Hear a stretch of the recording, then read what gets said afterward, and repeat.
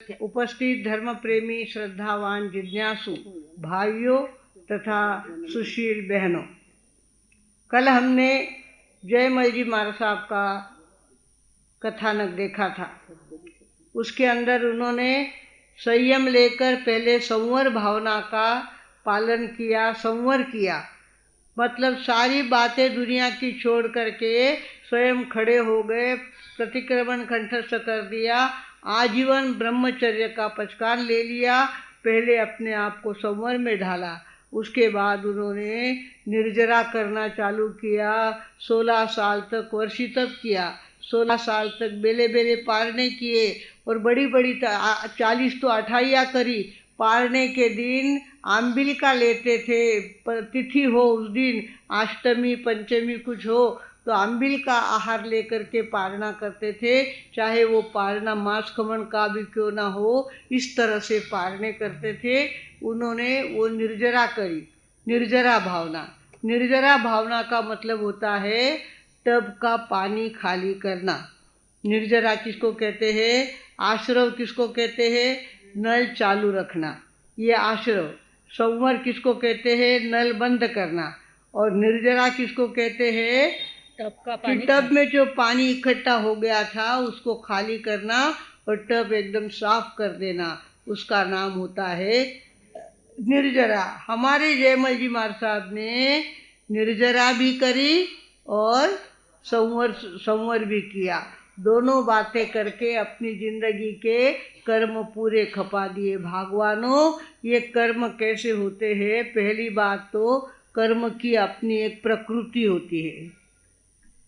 कर्म प्रधान विश्व करे राखा, जो जस करहि तसोहि फल चाखा। जैसे कर्म होते हैं वैसा फल उसको मिलता है। पहले कर्म की क्या होती है? प्रकृति होती है, स्वभाव होता है। कुछ कर्म ऐसे होते हैं आदमी को अंधा बना देते हैं, कुछ कर्म ऐसे होते हैं आदमी को बोलने नहीं देते, कुछ ऐसे अलग अलग कर्मों के उदय होते हैं, कर्मों के प्रकार होते हैं, उसको क्या कहते हैं? प्रकृति। उसके बाद स्थिति आती है। कर्म की स्थिति इतने साल तक रहेगी, इतने महीने तक रहेगी, इतने दिन तक रहेगी, ये स्थिति उसकी तैयार होती है। कर्म बांधते समय ही उसका स्वभाव तैयार होता है और उसकी स्थिति तैयार होती है। उसके बाद प्रकृति स्थिति, तीसरा आता है अनुभाग, मतलब उसका रस कैसा होगा। जैसे लड्डू बनाते हैं, कुछ लड्डू होते हैं वात कम करने वाले हैं, कुछ लड्डू होते हैं पित्त कम करने वाले, अपना अपना स्वभाव होता है। उसके बाद स्थिति कैसी, ये लड्डू कितने दिन तक टिकने वाला है, ये कर्म कितने दिन तक टिकने वाला है, उसकी स्थिति होती है। और उसके बाद प्रदेश, अनुभाग तो हो गया रस। रस में वो कड़वा होता है, मेथी के लाडू कड़ू होते हैं। इस तरह से अपने अपने रस होता है, अपना अपना लड्डुओं का रस होता है। और उसके बाद आता है प्रदेश, वो कितने दिन तक फैल के रहेगा, कितने दिन तकलीफ देगा, कितने दिन रुकने वाला है, कब जाने वाला है, ये सारा कर्म बांधते समय ही प्रकृति, स्थिति, अनुभाग और रस, ये 4 बातें तैयार हो जाती है। हमारे जयमल जी महाराज साहब ने चारों को एक साथ, कर्मों को क्या कर दिया? खपा दिया। इस तरह से तपश्चर्या करी, इस तरह से साधना करी कि देखते देखते उन्होंने कर्मों को पूरा कर दिया। एक ही जन्म बाकी रखा, बाकी रह गया उनके द्वारा, बाकी सारे कर्म उन्होंने खपा दिए थे। भगवानों, हम भी भावनाओं का चिंतन कर रहे हैं। आज हमारी भावना है निर्जरा भावना। हित अहित आधि समझावे, हित अहित आधि समझावे, तप योगे शुद्ध बनावे, तप योगे शुद्ध बनावे, ज्ञान ज्ञानी तोची बंध मुक्त होणारा तू ऐक भावना बारा ज्ञान समज मना विचार करुणी पाही तव जीवलग कोणी नाही तुझ सोडविना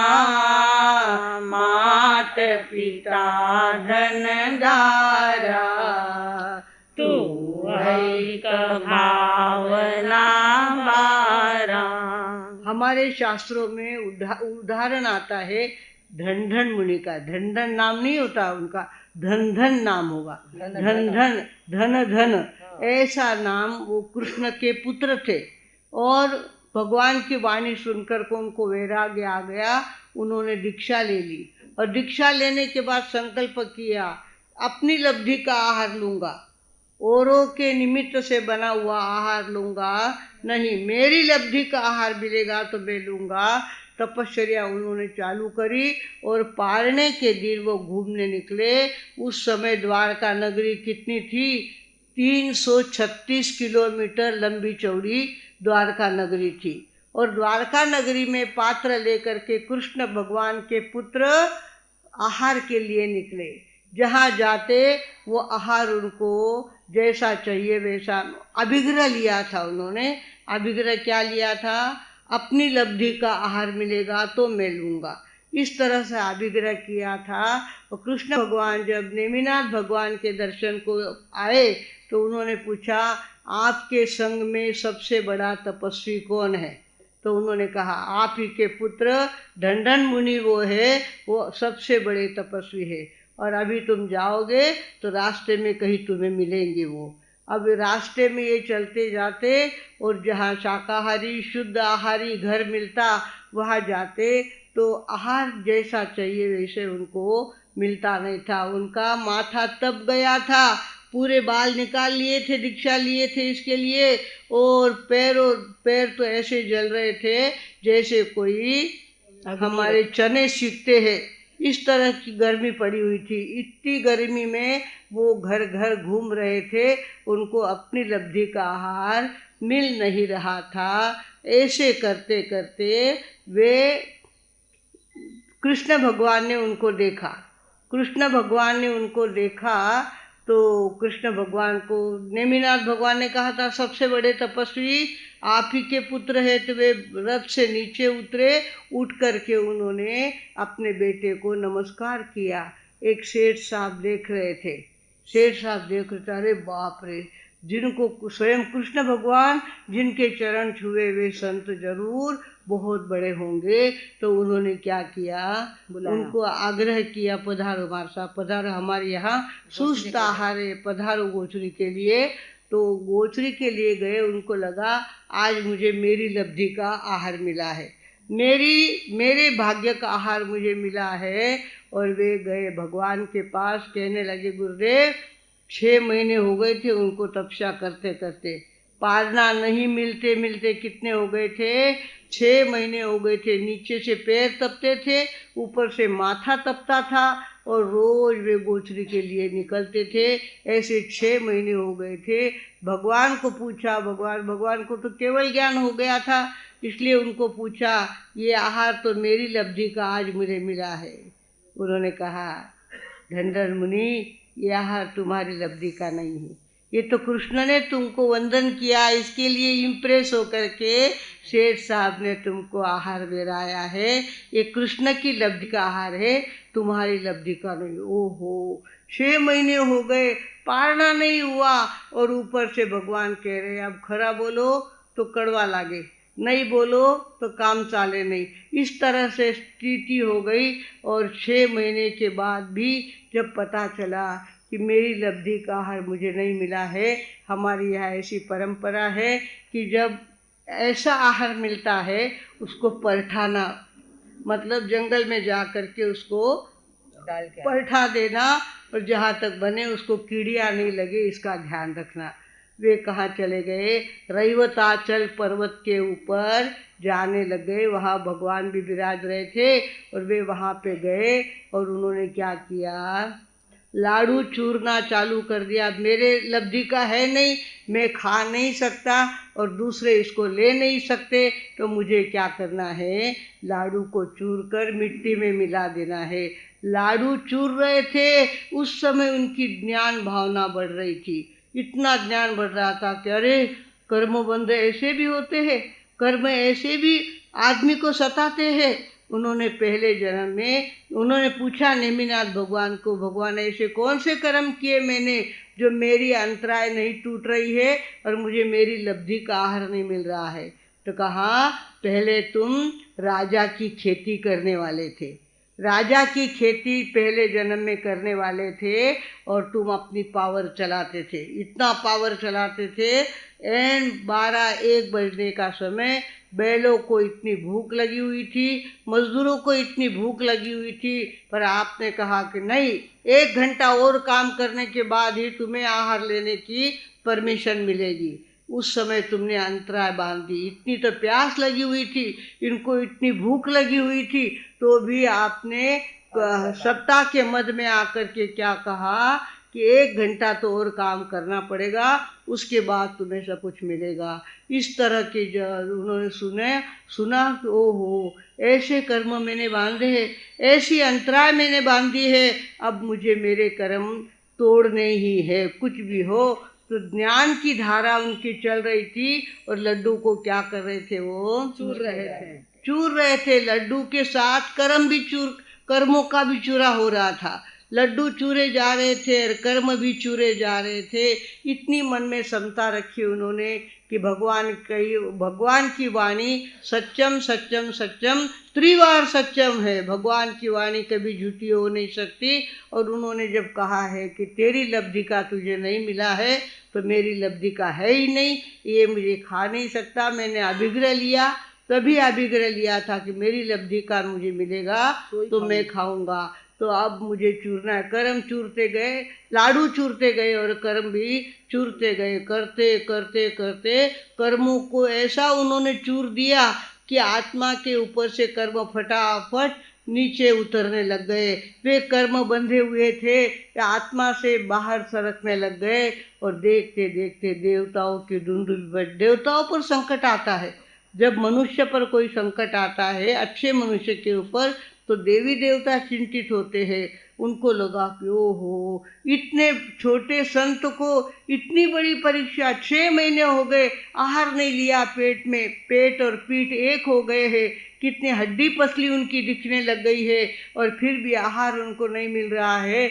जब उनको वे चूरा करने लग गए लड्डुओं का, और लड्डुओं का चूरा करते करते कर्मों का चूरा हो गया और वहाँ उनको ज्ञान प्रकट हो गया। कौन सा ज्ञान प्रकट हो गया? केवल ज्ञान। केवल ज्ञान प्रकट हो गया। देवताओं ने दुंदुभी बजाई, अचित पुष्पों की वृष्टि करी और खुशी खुशी मनाने लग गए कि आज एक भगवान को इतने बड़े ज्ञान की प्राप्ति हुई है। किस कारण से? खाली तपश्चर्या के कारण से। तपश्चर्या बहुत सारे कर्म खपाती है, तपश्चर्या बहुत सारी उपलब्धि करवा के देती है। तपश्चर्या से कई प्रकार के फायदे होते हैं। तो ढंढन मुनि को फायदा क्या हो गया? उनको तो 6 महीने की तपश्चर्या करी और केवल ज्ञान प्राप्त हो गया। इस तरह से है भगवान हमारे भावनाओं के अंदर कहा गया है। ये कौन सी भावना है? निर्जरा भावना। कर्मों को जर्जरित कर देना, उसका नाम निर्जरा भावना।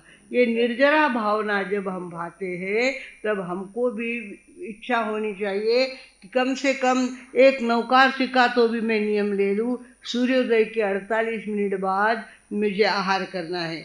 सूर्योदय के 1 प्रहर के बाद, यानी 3 घंटे के बाद अगर 48 मिनट का संकल्प करते हैं, तो 100 वर्ष के अशुभ कर्मों के बंध कटते हैं और 100 वर्ष का शुभ आयुष्य बनता है। पोर्शी करो तो 3 घंटे तक मैं कुछ नहीं लूँगा, तो 1000 साल के अशुभ गति के बंध टूटते हैं और शुभ गति चालू होती है। इस जमाने में भी 8वें। तो इस तरह से हम लोग निर्जरा भावना को देख रहे हैं। निर्जरा किसने करी थी? धन धन धन धन धन मुनिवर कृष्ण रायनानंद शुद्धाभिग्रहकारी टाल दियो भवफंद। इस तरह से धनधन मुनि ने शुद्ध अभिग्रह का पालन किया तो केवल ज्ञान तक पहुंच गए। 3 लोक और 3 काल का सब कुछ उनको दिखने लग गया। ऐसी नेमिनाथ भगवान की कृपा उन पे बरसी कि वे केवल ज्ञान के धनी हो गए, भगवान के साथ भगवान जैसे हो गए भागवानों। ये है हमारी निर्जरा भावना। निर्जरा भावना कहती है हित अहित आदि समझावे, तप योगे शुद्ध बनावे, ज्ञानी तोची बंध मुक्त होनारा, तू ऐक भावना बारा। बोला तू समझ मना विचार करुनी पाही, तव जीव लग कोणी नाही, तुझ सोडविना मात पिता धनदारा, तू ऐक भावना बारा। ये हो गई निर्जरा भावना। निर्जरा भावना हमारे जयमल जी महाराज साहब ने की थी और उस कारण से उनकी इतनी निर्जरा हो गई कि एक ही जन्म उनका बाकी रह गया। सारे कर्म उनके माइनस हो गए और प्लस में खाली एक कर्म उनका बाकी रहा, एक गति बाकी रही। वो पूरी करने के बाद वे सिद्ध बुद्ध और मुक्त होने वाले हैं। इसके आगे की भावना हमारे पास सामने आती है, वो है लोक भावना। कौन सी भावना? लोक भावना। लोक भावना जो लोक भावना उसको कहते हैं जो जहाँ जीव रहते हैं वो लोक होता है, और जहाँ कोई जीव नहीं रहते वो अलोक होता है। अलोक भी बहुत बड़ा होता है पर वहाँ कोई जीव रह नहीं सकता। लोक में तो धर्माष्टिकाय, अधर्माष्टिकाय, आकाशाष्टिकाय, पुद्गल, जीव सारे कहाँ रहते हैं? लोक में रहते हैं। हा चतुर्गति संसार अनलोक विशिष्ट आकार, किती अज्ञानी यात सदा फिरनारा, तू ऐक भावना बारा, तू समझ मना विचार करुनी पाही, तव जीव लग कोणी नाही। तो इस तरह से लोक भावना का चिंतन हमें करना है। आज अपना समय काफ़ी हो गया है, पहले से ही देर हुई है। आज अपना समय हो गया है। चतुर्गति संसार, नरक गति, तिरेंज गति, मनुष्य गति और देव गति, ये कैसे प्राप्त होती है? किस कारण से आदमी जीव नरक में जाता है? किस कारण से आदमी देवलोक में उत्पन्न होता है? देवलोक में उत्पन्न होता है तो कैसे उत्पन्न होता है? नरक में उत्पन्न होता है तो कैसे उत्पन्न होता है? मनुष्य तो माँ के गर्भ में आकर पैदा होता है, वो सबको पता है। जानवर भी माँ के पेट में ही जन्म लेते हैं, वो भी सबको मालूम है। पर नरक और देवलोक का कल हम चिंतन करेंगे और तब आपको चतुर्गती संसार यात सदा फिरणारा अज्ञानी असतो। 8 सदा गया ना आपला समोर, आपला ओळखीरा कितना लोग गया परा, कट गया फिरन निकल गया।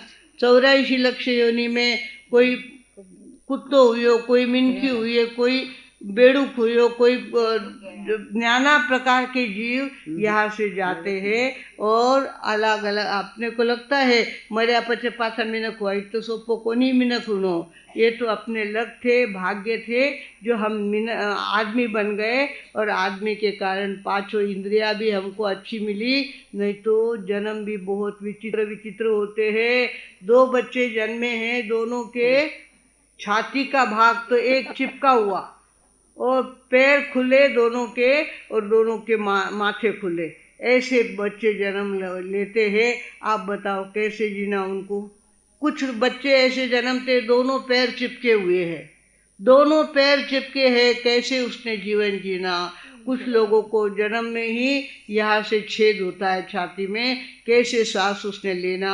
ऐसे विचित्र विचित्र प्रकार के आदमी भी जन्मते हैं। हमारे भाग है, हमारे माँ बाप हमको इतने अच्छे मिले कि हमारा शरीर सर्वांग सुंदर बना। हम तो रोते किसके लिए, मारो रंग ज घणो काळो है। अरे काला रंग ने कई रो, बाकी कितनी बात सोखी थाने, 2 आँख्या मिली, 2 कान मिल्या, व्यवस्थित नाक मिल्यो, हार्ट मिली, सगळी बाता सगळं चोखो मिल्यो है।